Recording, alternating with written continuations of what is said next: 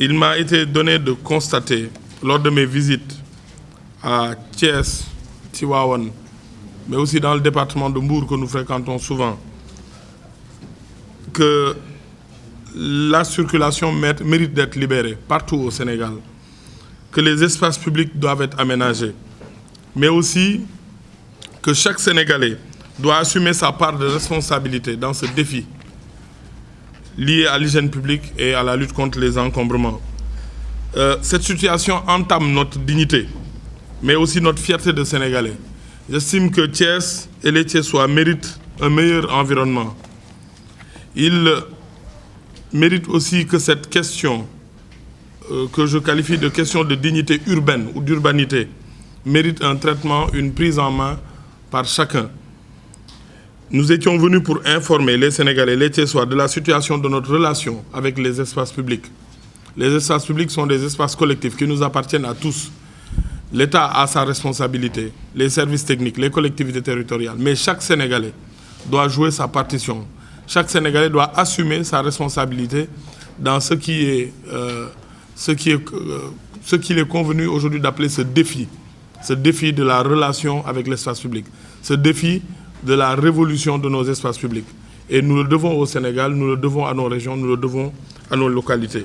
La question du marché central de Thiès, avec des préoccupations majeures dans la région de Thiès, dans la ville de Thiès, l'avenue Niagne Sow, dont on dit qu'elle est, je ne sais pas si le terme peut être accepté, mais pétersénisée. Ça doit vraiment évoquer ça doit vraiment réveiller les Dakarois. L'avenue de Gaulle, avec les cantines débordantes, qui ne respectent plus les limites qui leur sont affectées. Le rond-point Diakhao qui est occupé de fait par des commerces. Et tout cela mérite notre attention, mais mérite aussi notre action.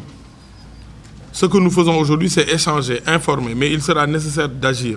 Et nous agirons sans état d'âme. La cause de l'encombrement humain ou de l'encombrement commercial qui sévit dans nos rues et dans nos avenues, c'est le sous-dimensionnement de nos marchés. Nos marchés ont évolué. Ce sont des espaces de vente de commerce qui étaient destinés peut-être à recevoir 100 commerçants. Maintenant, il y en a 1000. Et naturellement, cela déborde. Donc, pour vous dire à quel point l'État ne compte pas seulement faire des actions sporadiques, des feux de paille, nous sommes dans la prospective. Comment régler ces problèmes de façon définitive? Vous avez évoqué la question du suivi.